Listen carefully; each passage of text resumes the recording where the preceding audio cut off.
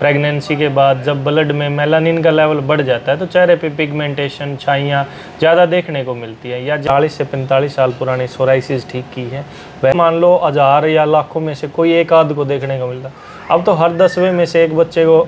सारे दर्शकों ने प्रियंका को हार्ड की राम राम। और भाई एक बड़ी समस्या है जो महिलाओं में सबसे ज़्यादा बताई जा है, तो आज उसी पर बातचीत करेंगे। किन किन चीज़ों का ध्यान रखना चाहिए, किस वजह तो हुआ है, तो वो सारी चीज़ बात करेंगे हम। आज हमारे साथ है डॉक्टर सचिन। डॉक्टर साहब राम राम। राम राम जी। डॉक्टर साहब, महिलाओं में यह चीज़ सबसे ज़्यादा बताई जा है, एलर्जी की समस्या। हाँ जी मैम, बिल्कुल महिलाओं में थोड़ी ज़्यादा देखने को मिलती हैं, और ये कुछ तो पीरियड प्रॉब्लम की वजह से भी होती है, क्योंकि उस टाइम गर्मी ज़्यादा हो जाती है शरीर में। और एक बार आपको मान लो किसी भी तरीके की एलर्जी होगी ना, जब भी आपकी बॉडी थोड़ी हीट करेगी तो उस टाइम एलर्जी की समस्या थोड़ी ज़्यादा बढ़ जाती है।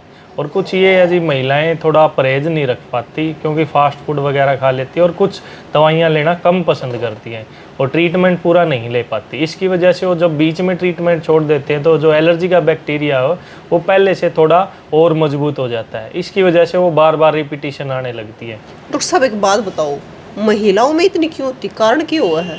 वैसे तो जी ये सभी को हो सकती है, चाहे जेंट्स हो, बच्चा हो, बूढ़ा हो या महिलाएं, सभी को हो सकती है। महिलाओं में ज़्यादा इसलिए होती है क्योंकि देखो कॉमन पॉइंट हो गया, वो ज़्यादातर गर्मी में रहती। सुबह मान लो खाना बनाती तब भी गर्मी में रहती। एक बार भी उनको हल्की सी भी एलर्जी होने लगी तो गर्मी में रहने का थोड़ा पॉइंट ज़्यादा होता है। और कुछ बॉडी का स्ट्रक्चर ऐसा हो गया कि हार्मोन डिसबैलेंस हो जाना, और इस तरीके की बहुत सारी चीज़ें होती है।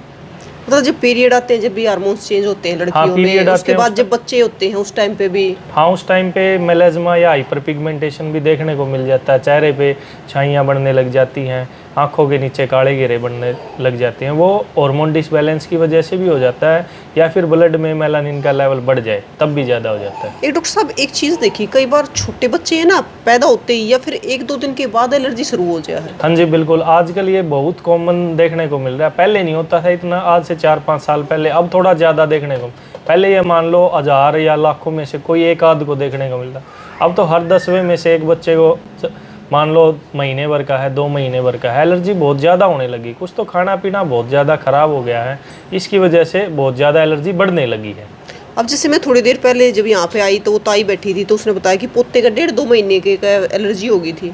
हाँ जी बिल्कुल, कुछ तो आजकल खाना पीना ख़राब हो गया, ये रीज़न है। और दूसरा ज़्यादा गर्म टेम्परेचर भी तो पहले से ज़्यादा गर्म होने लग गया है, और खाद का खाना है, इस वजह से ज़्यादा बढ़ती है। मान लो कई बार प्रेगनेंसी में कोई भी गर्म चीज़ ज़्यादा खाई गई, या मान लो कोई दवाई वगैरह भी रिएक्ट कर गई। और कई बार ऐसा भी होता है कि जैसे आपने छोटा बच्चा है और बाहर की कोई चीज़ खिला दी, मान लो दूध ही पिला दिया या पानी ही पिला दिया टाइम से पहले, तो तब ज़्यादा हो जाती है। अच्छा डॉक्टर साहब एक बात बताओ, जैसे ये चीज़ें जेनेटिक भी होती हैं? कुछ हाँ जेनेटिक भी होती है जी। इसमें जो 2-3 एलर्जी है। एक्जिमा है जो जेनेटिक होता है, मान लो आपके मम्मी पापा को है या आपके दादा दादी का है, तो ये आगे से आगे बढ़ती जाती है। वो एलर्जी ऐसी होती है जी, वो अपने आप ठीक हो जाती है, या मान लो आपने कहीं से भी ट्रीटमेंट लिया एक बार में ही ठीक हो जाएगी, या वो आप कितनी भी दवाइयाँ ले लो ठीक भी नहीं होती। वो एक जेनेटिक होती है, और एक अकेले को, मान लो परिवार में किसी को नहीं है, पीछे ब्लड रिलेशन में किसी को नहीं है, वो ज़्यादातर हाथों और पैरों में होती है। हाथों में कट वगैरह लगने लग जाएंगे, सीमेंट वगैरह का आप काम करते हो। अगर आपको अकेले को है, आपके पीछे ब्लड रिलेशन में किसी को नहीं है, तो वो बिल्कुल ठीक हो जाती है। उसका 3 से 4 महीने ट्रीटमेंट चलता है, कुछ परहेज करने पड़ते हैं, वो बिल्कुल ठीक हो जाती है। जो ब्लड रिलेशन में होती है तो उसका कोई इलाज नहीं होता? जो ब्लड रिलेशन में होती है वो आपको डीएनए में होती है, तो इस वजह से उसका कोई इलाज नहीं हो पाता। तो टाइम के हिसाब से आप ही हाँ, चेंज टाइम के हिसाब से ऑटोमेटिक अपने आप भी ठीक हो जाती है। या मान लो अगर आप बहुत ज़्यादा दवाइयाँ ले चुके हो उसकी, तो वो ठीक नहीं होएगी। अगर आपने एक बार भी नहीं ली है तो हो सकता है 99 क्या 100% चांस है कि आपकी एक बार में ही ठीक हो जाए। उसमें ज़्यादा लंबा अगर आप दवाइयाँ लोगे तो रिपीटिशन रेट शुरू हो जाता है, फिर वो बार बार आती है। मान लो एक बार में आग ठीक होगी तो उसके बाद आप बंद कर दो उसकी मेडिसिन। सचिन जी, मतलब कई बार हम देखते हैं कि किसी को रेसे टाइप में होती है, किसी को पानी टाइप में, किसी को सूखी, तो कितने प्रकार की होती है एलर्जी? जी बहुत तरीके की होती है। सबसे पहले जो इम्यूनिटी से रिलेटेड होती है, सोराइसिस होगी, एक्जिमा है, डर्मेटाइटिस है, ये तो इम्यूनिटी से रिलेटेड होती है। मान लो आपकी बॉडी में इम्यूनिटी ज़रूरत से ज़्यादा बढ़ गई तो ये 3 तरीके की एलर्जी देखने को मिल जाती है। इसके बाद होती है जी दाद वाली फंगल इन्फेक्शन, जो एक से दूसरे को फैलती है।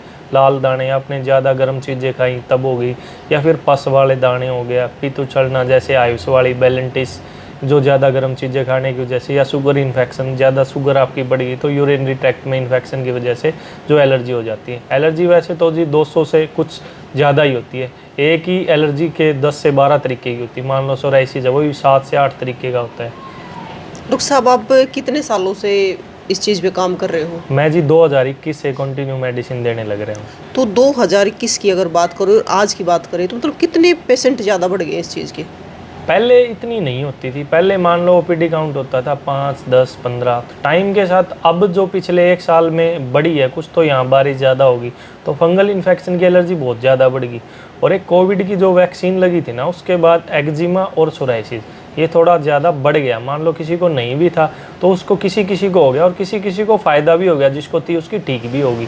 तो ये पहले से अब ज़्यादा बढ़ गई है। मतलब बॉडी के हिसाब से किसी की ठीक भी होगी? हाँ, बॉडी के हिसाब से किसी की भी ठीक हुई है, लेकिन ठीक होने वाला आंकड़ा कम है और जिनको ज़्यादा हुई है वो आंकड़ा ज़्यादा है। अच्छा, एक और चीज़ जिसने अपने देसी भाषा में कोड बोला करे, हाँ, वाकई चीज़ हुआ है? सोराइसिस को बोलते हैं जी। बार बार पपड़ियाँ उतरने लग जाती है सोराइसिस।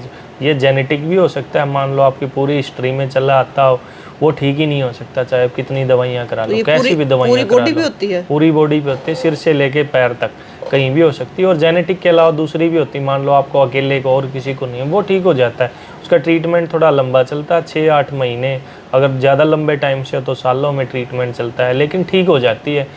परहेज उसमें बहुत ज़्यादा रखना पड़ता है। तो डॉक्टर साहब ये बताइए कि एलर्जी वाले इंसान को किन किन चीज़ों का ध्यान रखना चाहिए? एलर्जी वाले इंसान को गर्म चीज़ें नहीं खानी चाहिए जिसकी तासीर गर्म हो। मान लो जैसे अब गर्मियों का टाइम है, आम हो गया, अंगूर है, चिक्कू, पपीता, या फिर अरबी की सब्ज़ी है, भिंडी है, और फास्ट फूड वगैरह है, नॉन वेज है, गर्म दूध हो गया, अंडा है, इस तरीके की चीज़ों का परहेज करना चाहिए। डॉक्टर साहब एक चीज़ बताओ, जो हम डे यूज़ में पीते हैं चाय, हाँ जी, चाय तो बिल्कुल जी एलर्जी के लिए खतरनाक है। चाहे किसी भी तरीके की एलर्जी हो, आपको सोराइसिस, एक्जिमा, अटोइक डर्मेटाइटिस या दाद वाली किसी भी तरीके की एलर्जी है, चाय तो सबसे पहले बंद करनी चाहिए जी उसमें। मतलब पीनी ही नहीं चाहिए एलर्जी वालों को? हाँ, एलर्जी वालों को तो ना पिए तो ज़्यादा बढ़िया है।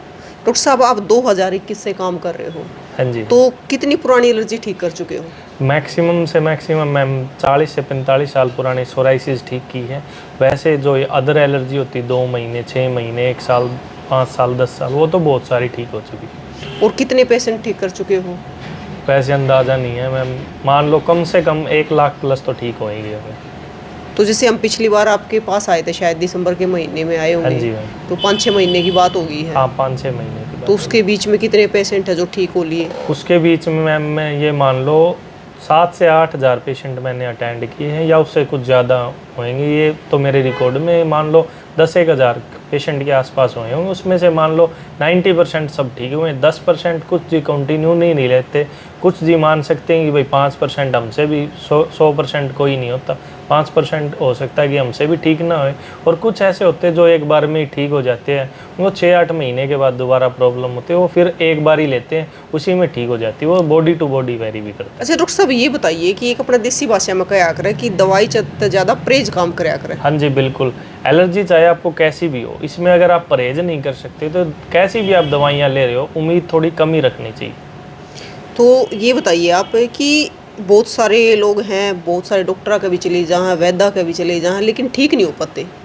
ठीक ना होने के 2 रीज़न है जी। एक तो आजकल हैवी कंजप्शन ऑफ स्टेरॉइड ज़्यादा यूज करने लगे हैं, और दूसरा रीज़न ये है कंटिन्यूटी। अगर आप कंटिन्यू से ट्रीटमेंट नहीं ले सकते तो फिर वो परेशानी ज़्यादा होती है। मान लो आपको एलर्जी 1 महीने पुरानी है आपको दाद वाली, उसका इलाज ही 3 महीने चलता। आप बोलो जी 1 महीने ही पुरानी है, 3 महीने कैसे दवाई ले? अगर आप मान लो ठीक भी होगी आपकी, लेकिन वो अगर रिपीट होगी, दोबारा होगी, तो फिर आपको इलाज लंबा कराना पड़ेगा, फिर 5-6 महीने लग जाते हैं, क्योंकि वो बैक्टीरिया पहले से ज़्यादा पावरफुल हो जाता है। तो सचिन जी एक बात बताइए कि अगर कोई भी कितनी भी पुरानी एलर्जी हो तो ज़्यादा से ज़्यादा कितने दिन में ठीक हो सकती है? अगर मान लो ये नॉर्मल जो एलर्जी होती है ऑटो इम्यून डिसऑर्डर से अलग, सोराइसिस, एक्जिमा वाली, इनमें तो लंबा टाइम लगता है। बाकी जो अदर एलर्जी होती है कम से कम तो 3 महीने लगते हैं, ज़्यादा से ज़्यादा 5 महीने। अगर आपको और ज़्यादा दिक्कत है, मान लो किडनी में प्रॉब्लम है, लीवर में है, शुगर में है, तो शुगर वाले पेशेंट को थोड़ा 1-2 महीना एक्स्ट्रा ही लगता है। तो अगर आपके पास किसी को आना है तो किस प्रकार से संपर्क करें आपसे? परशुराम गेट, मलिक हॉस्पिटल वाली गली, हांसी, हरियाणा। तो भी स्क्रीन पे हमने नंबर भी दे दिया है, तो आप संपर्क कर सको हो।